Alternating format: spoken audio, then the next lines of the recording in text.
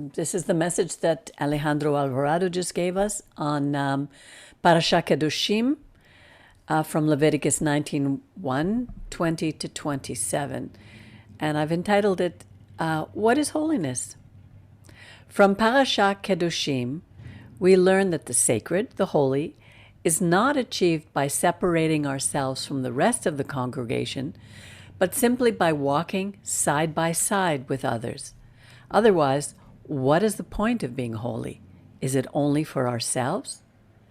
The parasha begins with God's decree ordering the people to be Kedoshim, sacred or holy.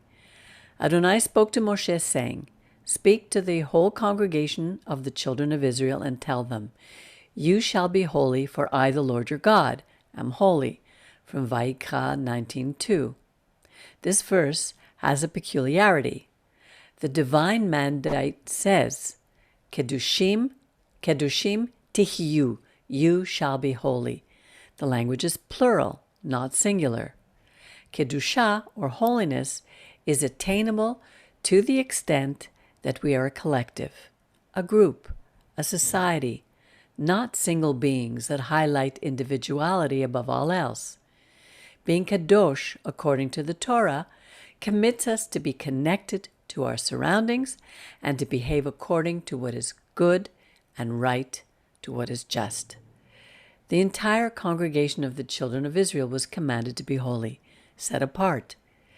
The order was not to each one individually, but to the people as a whole, to the community as a whole. The precept, "You shall be holy because I am holy," is somehow difficult to digest because no one can even understand who the Almighty is, nor speak of the concept of what His holiness would be like. Then what does God mean by commanding us to compare our holiness to His? The commentators explain that it is the well-known concept of the sanctification of the name of God. That is to say, take care that your behavior is correct and proper, because in this way, His great name would be sanctified. In other words, the people around us would observe that whoever calls himself part of God's eternal people behaves, as they say, as God commands, resulting in others also wanting to do His will, because each of us at our own level has a link with the Creator of the world.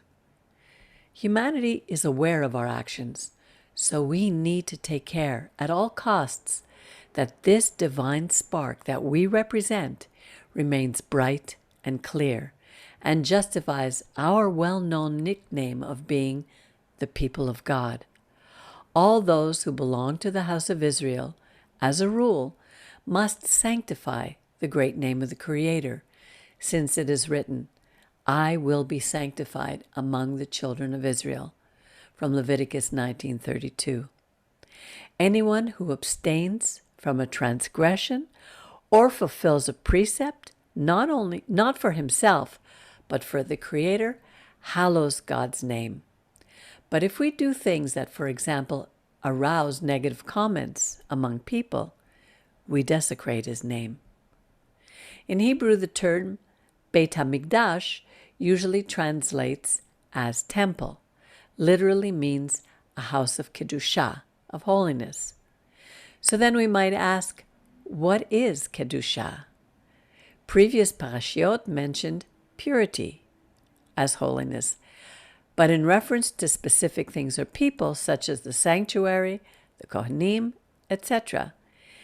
In last week's parasha, Acharemot, the Torah gave us the instructions regarding the basic morality of the people of Israel. Now, in this parasha, these instructions on holiness encompass all people, of all ages, in all situations of our daily lives. That is why they are exposed to the people of Israel in a direct and similar way to the declaration of the Ten Commandments. Here, the call of Kedusha, which we translate as consecration, is not addressed to a sector of the people, as in the case of the priesthood, for example, but to each person. Some precepts are stated in the singular, while others are in the plural. The Torah is showing us that although there is an established individual responsibility, it is the community that will ensure that the mitzvot system works in harmony, so that there is no collective morality apart from individual morality. The end results of the actions of a moral individual must then necessarily be a moral society. Our sages compare chapter 19 of this parasha with Exodus 20, agreeing that Parashat Kedoshim was declared before the entire congregation of Israel, and that most of the basic foundations of the Torah are contained in it. They say that in Parashat Kedoshim, there is a correlation between honoring father and mother and keeping the Shabbat. According to our sages, education for Kedusha, consecration, must begin from childhood. That parents, through their behavior, must be a source of inspiration for their children. But everyone, parents and children, must be harmoniously united in their faith in God, the Creator of the universe, so that all this leads to the creation of a world as it was in the beginning, which is what Shabbat represents. Verse 18 of this parasha says, "You shall love your neighbor as yourself." The instructions listed above culminate in this mitzvah. Love of neighbor is not an abstract attitude. Rather, it manifests itself as respect for the life, feelings, and property of our neighbor. Therefore, this love must manifest itself in the protection of our neighbor and his environment. To fulfill this mitzvah is to want for our neighbor all those positive things that we want for ourselves, but not only in desire, but in practice and in truth. Some sages explain that to love others, one must first love oneself. That is, the person must refine his qualities, such as humility, respect, manners, etc., so that he can then love others. According to Ramban, what the Torah wants for us is to desire that other people would achieve the same success and prosperity that we would wish for ourselves. Others say that this refers to the fact that we should not only love those who are easy to love, but even those who are difficult to love. One of the ways to fulfill this precept of love for others is that the empathy we feel for the pain of others is sincere and not contrived.